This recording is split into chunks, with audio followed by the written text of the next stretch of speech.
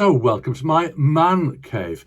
This is a different style of video, and the idea is that you'll recognise it because I'm in my man cave, as you can see. And I'm thinking that one of the things I might do is make comments on the comments I receive on my videos, which are often, well, nearly always interesting and insightful. So it's a useful outlet for me to be able to reply and kind of give a bit of value back to the people who take time and trouble to make serious comments on my videos. So what shall I call this series of videos? Because I want it to be distinct from my normal videos where I have the room set background behind me. So I could call it Man Cave. I think that is quite appropriate. Or I could call it more like what it is, which is comments on comments, COC. What do you think about that idea? Or do you have a different idea? Ideally, I'd like to be able to use this outlet for anything I want to use it for, which is relevant to my channel, and just keep it casual. As you can see, I'm wearing my extra strong reading glasses, and that's a sign that you can tell that it's one of these videos. So suggest a title for me, please, in the comments, a title for this series. So where are we? I'm just reading my notes on the screen here so that I don't ramble too much, because as you know, I really can. So one of the differences between this and my normal videos is I'm going to film it on my iPhone, which is a fairly geriatric iPhone 11 Max Pro, something like that anyway. So it's decent enough in video quality. In fact, the video quality is really rather good, I would say.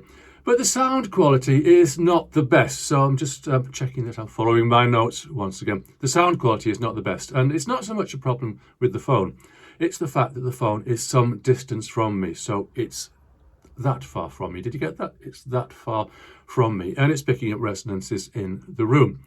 So what I'm going to ask you, this is a casual video, and I don't want to have to do much processing after I finished it. In fact, I don't even want to have to do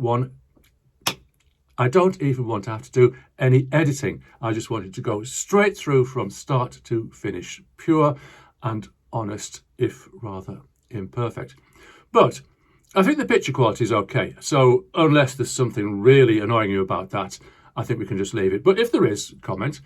But the sound quality, I'm going to ask you, what is the one thing I could do in post-production that would improve the sound for you? I'm going to suggest it might be something to remove a bit of the resonance that's going on. Can you hear that boomy resonance? It's not just my voice. It's the room that's causing that and the distance from the microphone. When I do my normal videos, I've got a microphone which is, I've got it here. I've got this microphone just here like that. And the reason that you can't see it is because I use clever video techniques, mysterious techniques, to blank it out. And I might use that microphone in the future, but hey, I can't use it now because I haven't got the right connectors. So what's the one thing I could do to improve it? And I would suggest that it might be EQ. So I could EQ out those resonances to a certain extent. But it is a known fact of audio that you can't correct an acoustic treatment problem with EQ, either during recording or during listening. So there's a bit of application to both pro audio people and hi-fi enthusiasts in their listening room. You can't cure an acoustic treatment problem with EQ, either when you're recording or when you're listening. You can make it less of a problem though, so I'm going to suggest that. But if there's any other factor in the sound, and don't say the sound of my voice because there's nothing I can do about that, and don't say about my coarse northern accent because there's nothing I can do about that either. I'm talking about technical solutions. Anyway, I'm starting to rabbit, so let me go on. I'm talking about my most recent video, which was about the best listening room in the world.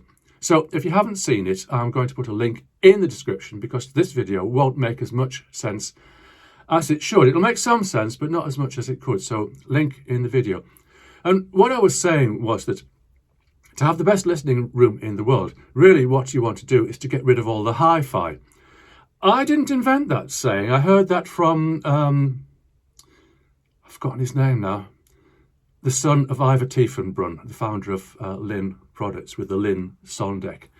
And one of the things he said, I'm not necessarily a fan of their products. I can see the merit in them to a certain extent. But what he said was that hi-fi gets in the way. And I can really quite see that. So if you take the point of view that in your listening room, whatever you're listening to, hi-fi gets in the way, what can you do to get rid of the hi-fi? And the answer is go and see live music. It's pretty much obvious when you think about it. And so my video, about the best listening room in the world, I was using London's Royal Albert Hall as the example, and I was going to one of the BBC Promenade concerts, which I'll also link in the example. I've got an itchy eyebrow. And I was getting the best listening experience that I possibly could. And I've been to the Royal Albert Hall, to the Promenade concerts on many, many occasions, going back, well, certainly to the 1970s, possibly dipping in a little bit to the 1960s. So I've been there lots of times. And over the years, through the different concerts I've been to in the Albert Hall, I've been in every section of seating. So I know what it sounds like. And my favourite position to listen from in the proms is from the arena. So what it is, the promenades are standing concerts. You stand to listen in the arena. So let me just try and make an example. The arena is like a horseshoe shape, like that. And if you imagine the stage at the front where the music is, and the rest of the audience is in seating around that horseshoe shape. So this is important. There's the horseshoe, there's the stage, and I'm there. I'm right near the front. And if it was split up into rows, which is not because it's standing, I'd be in the second row, and that's my favourite position. I might prefer to be in the front row, but apparently you've got to turn up before 7 a.m. to stand any chance. And some people turn up at 4 a.m. Apparently that's what I've been told. I've got an itchy nose now, excuse me. But I did say I wasn't going to do any editing, so really I'm going to try and stick to that. So this is it. This is my perfect listening room. I find my favourite spot there are other good concert halls, so maybe I wouldn't say the Albert Hall is my favourite, but it's right up there. But this is my favourite concert series. The concerts are fantastic, and you get to stand really close to the performers, and it doesn't cost very much. So what's not to like? Checking my notes here. I should be saying, according to my notes, that live sound, live audio is not always superior to recorded. So that's something I might discuss further. Also, as one of my commenters said, which I'm not going to go into detail on this one, but he did say that you've got less choice. You can't choose what you're listening to. Well, you can choose which concert you go to, but he is right. You've got less control. And there are other reasons, which I can't remember. I might have to come back to that. Anyway, so what I'm going to do is pick out a few comments. It's a little bit at random, so I'm not going through them systematically. I've just picked out comments that did interest me. And I'm going to pick out some good comments and some bad comments because I think it's fair to have a balance of views. So we'll start with Mr. or Mrs. Ed Dents, who says, what an amazing way to spend an afternoon / evening. Thank you / evening. Thank you for sharing, ! The Royal Albert Hall is a national treasure. I'm convinced I would not travel to London from the States without having an evening planned at the RAH. Come during the proms season, 8 weeks in summer. I hope to do so one day. All the concert goers are carrying a digital computer in their pocket that they hopefully completely ignore when the music starts, while taking in the most sublime audiophile experience ever. I cannot disagree with any of that. And it's interesting, he should say that all of the concert goers, which will be very, very nearly all, are carrying a digital computer in their pocket, which will be, of course, their phone. And of course, I take my phone to the Albert Hall. Well, we take it everywhere with us these days, don't we? So being a person of a certain amount of age, I would prefer, before the concert starts, to switch my phone off completely so I can be absolutely sure that whatever, it's not going to make any noise. But for my enjoyment, what I often like to do is at the end of the piece, during the applause, take a photograph of the, curtain calls. There's no curtain, but you know what I mean. And I used to do that with my digital camera, but to be honest, the phone is better. And there are lots of people do this. Before the concert, there is an announcement telling you to turn your phones off. Well, nobody turns it off these days. They just turn the sound down. And they've probably got it turned down anyway, these young people, strange though it may be. And it says, photography is not allowed. Well, technically it's not allowed, but you're not allowed to eat in the auditorium either, not during the concert, but before or after. But come on, people do. And loads of people do this. They take photographs before the music starts and after it finishes. Nobody takes any photographs during the performance. I've never seen that happen, so that's just completely out of bounds. And I mean, who would want to do that anyway? You're spoiling somebody else's enjoyment. So I take my iPhone with me, and I've lost my track of where I was going with. Oh yes, digital computer in their pocket. There's nothing worse than being in the cinema and someone in the row in front of you is on their phone and they're just doing social media. That's all they're doing. And I was even at a ballet performance at the Theatre Royal in Windsor, where the King Charles lives some of the time. And it's a lovely old theatre. And this woman in front of me, she was just on her phone all the time. So I put up with it and put up with it and put up with it. In the end, I had to ask her to do something to switch it off. And she wasn't happy about that, but she did. And then later on, she was just trying to look at it in secret. And she had a child with her who knew that it was wrong. And the child was embarrassed about it. But anyway, going back to the Albert Hall, what does sometimes happen? It's a relaxed experience. And I have seen people take iPads in and they've got the score on their iPad and they're following the score along. And they don't hold them like that and get in other people's faces. They're just very subtle about it. And when I saw this, the two people close to me on their iPads with the score, and I could see that's what they had. And it didn't bother me in the slightest. It was no deal at all. And people having their phones open during the concert. Well, I went to one the other day and I was up in the rousing circle, which otherwise known as the cheap seats. And I was in the front row, so I got a very good overview of the entire arena. And I was never aware of anybody using their phone during the performance. So there was absolutely no problem with that. So what Ed Dents is saying is absolutely correct. But I don't find a problem with this in the Albert Hall in the Proms concerts. Okay, let's move on. We're going to Dale Boylan 6427, who has a sense of humour, obviously, like I do.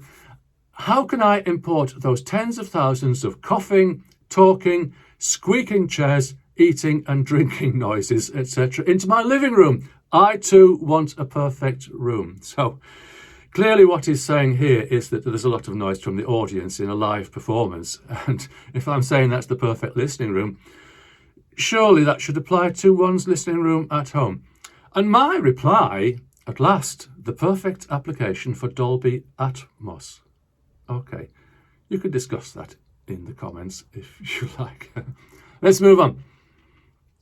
Another positive comment, which is from, it doesn't really pronounce, but it's IMQQMI. And he says, yeah, nothing beats a full orchestra in a good acoustically built hall. It's unbelievably how loud it is and how much the contrabass vibrates through your whole body. Experiencing it live versus recording is about the same. What? Oh, I should have censored this. As making love versus watching a recording. That's not my normal topic, but anyway, let's move on.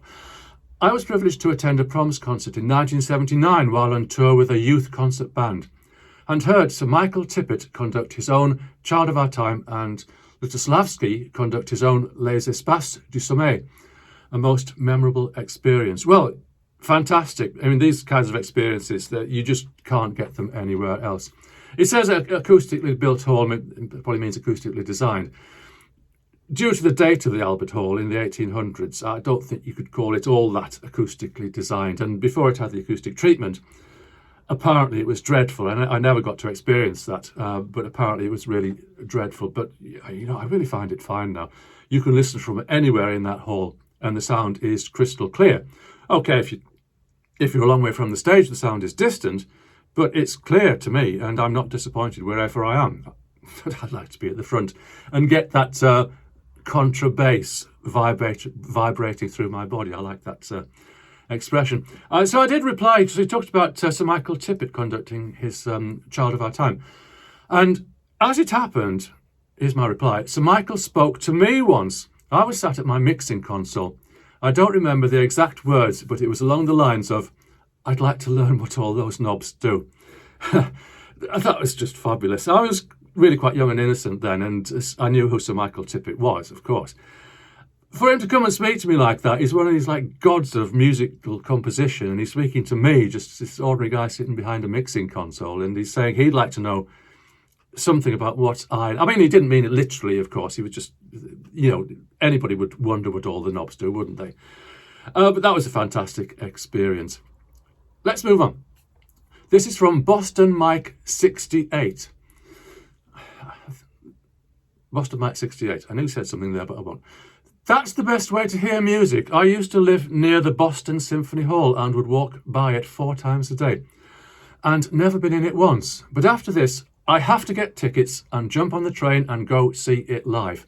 My music tastes have changed, and I can appreciate that kind of music instead of just metal and rock. I like all kinds of music. Yeah, believe it or not, just a couple of nights ago, 3 nights ago, because I was at the Proms last night and the night before, so 3 nights ago, I was watching YouTube on my home cinema system, as I like to call it. And I was watching Metallica in concert. And, the sound of it was just fantastic, just the pure sound. I mean, it's the most simple music that you possibly have, but it just sounded great. So all kinds of music, yes. So whatever your style of music, it's worth exploring other styles of music, I guess. Moving on. This is another unpronounceable person. We should have a word for people whose usernames are unpronounceable. So this is DKHJR55. I love, contentious here. I love the way you identify some of the ridiculous things that audiophiles say. One of the things they say that is a pet peeve of mine is that a certain audio component is more musical than another. It's amazing how some audio amplifiers or speakers can reshape the musician's phrasing. Simply amazing. Okay. That's an interesting comment. He went on to comment some more about music, but I'm just going to pick on the first comment that he made. Ridiculous things that audiophiles say. This is true that if you read a hi-fi magazine and they're reviewing equipment, some of what they say, you could be justified in saying it's ridiculous. But the thing is, though, that to express yourself on how a piece of audio equipment sounds, and it is true that different equipment does sound different. I mean, some equipment sounds more similar in different versions, but speakers in particular, obviously, they all sound different to each other. But you've got to find a way of expressing it. This is why I did review studio monitors, quite a few pairs of studio monitors some years ago. I didn't like doing it, to be honest, but just finding ways of expressing the way that I was hearing it. So this is one of the issues that people want to read about it. They buy the magazines, and therefore people have got to write about it as well. So it's not really that ridiculous. It's just people trying to express themselves. So I'm kind of on the balance with that some of the language is just flowery and doesn't make sense whatsoever. But sometimes it's just someone trying to put into words what they're hearing and what they're feeling. You could say it's more applicable to actual music than it is to hi-fi equipment, but hey, it's a reasonably free world, so let's just go with it. I will be commenting on it from time to time in the future, so I'm not going to completely deny myself that opportunity of identifying some of the supposedly ridiculous things that audiophiles say, but there's always the comment section for them to reply. Okay, let's go on. I'm just scrolling a bit here on my monitor. I've got my monitor screen just behind the iPhone. So this one, right, now this is where we're getting a bit critical, because clearly not everybody's going to enjoy everything that I've got to say. And some people have got very insightful, very constructive comments to make where they disagree with me. And that's absolutely fine. Sometimes it sparks me off in a new direction of a video that I might want to make. So there's absolutely no problem with that. And with people having different opinions to me, well, people have their different likes and dislikes. And, you can like something or someone even for absolutely no reason, or dislike something or someone for absolutely no reason. We're human. It's just the way that we are. So that kind of comment is fine. If someone says their opinion is different to mine and they express their opinion, that's fine. This is what I'm doing in my YouTube channel. I'm expressing my opinion, and I don't demand that anyone change their opinion to conform with mine. If someone changes their mind from what they thought before and starts agreeing with me, well, I don't regard that as a win in any sense. I just think that I'm putting stuff out there, and people might react to it just as I react to the things that I read and watch and pay attention to. But anyway, here is Paul in Boston, and he is saying, "You are too close and too low. You should try getting a seat in the first row. The seat is higher and far enough back to hear it all. The first row is the best listening seat in the listening room." If that's what he likes, fair enough, but this, you should try getting a seat in the first row. Okay, I suppose he might not realise that I've already had that experience. I know what it sounds like. And I was a bit short in my reply, and I can be sometimes, and I just said, "Thank you, but I know what I like," which I think is a reasonable reply, because he put in the effort to make a comment. He's kind of like telling me what to do, which I'm not very compliant with sometimes. And thank you. I said, "Thank you, but I know what I like," because I do know what I like, and I like what I like, and I don't like what he apparently likes. But then he comes back again, and he says, "Thank you, but you are wrong." Just as plain as that. "Thank you, but you are wrong." So I had to, go a bit dig a bit deeper in my reply to this because. So here we go. Paul in Boston again. Oh, sorry, this is my reply to "Thank you, but you are wrong." My reply. "This is a high level of arrogance, don't you think? ? My personal preference is wrong? ? I think you should avoid my channel in future." Okay, going back, I think I would have left out that last sentence. I would have just said, he said, "Thank you, but you are wrong." I replied, "This is a high level of arrogance, don't you think? My personal preference is wrong." And Paul replies again, My, it's my football and I'm going home if we don't play by my rules." He's putting words into my mouth then. Now, that's arrogance. I'm being arrogant. Now, back to the subject. We're talking about listening rooms. And what is the magic word? Listening. Once again, you are wrong. The proms may be the place you enjoy music the most, but finding a seat in the first row centre is the better listening room location. My opinion that sitting in the first row centre is a better listening room than standing in the proms, he means the arena, is not arrogant, but a statement of fact. Calm down. Okay, I enjoy it. I just enjoy it in a way. I mean, why people are just like this, I don't know. His opinion is a statement of fact. Why people are like this, I don't know. His opinion to him is a statement of fact. My opinion is just wrong, and I need to calm down. I'm calm. I'm perfectly calm. He says, "Take your pretty assistant out for dinner or something." That would be either Betty or Debbie. They're my AI-generated assistants, which you will see in my normal videos, but not in this one because they're not allowed in the man cave, you see. Okay, this is it. I'm going to wrap it up now quickly. Let me just say... okay, I'm just looking at my notes again. And I've managed to get through this without any pressing need for editing, so I'm quite pleased with myself there. So I'm just going back to some other comments I received, which I can't remember which videos they were on. And YouTube flagged these as potentially inappropriate. So you've got to go into a special section in your YouTube studio to access these and read them because they might be inappropriate. So this one, shall I identify them by their use? I think I will actually. Okay, this is from Tony French 1081. And he says, "This likes the sound of his own voice." Did you get that? And did you see the little caption that I've put down there? Or did I put it down there? I don't know what I'm going to do. "This likes the sound of his own voice." Hey, maybe I do. And we've got another one, and this is Christopher Knowles. Christopher Knowles. And "This guy looks like an AI-generated file." I mean, what can you do but laugh at it? But, that kind of comment, it's just water off a duck's back, and it's just a laugh. Anyway, I think we might hopefully concentrate on constructive comments, insights, constructive criticism, fun, jokes, have a laugh, that kind of thing. If you disagree with my opinion, present your opinion, and then we can all discuss that as well. On Sunday, I'm going to have another proper video, and with my with my assistants, they're both going to put in an appearance, and you will need to watch this video to the end, because the end is a bit of fun.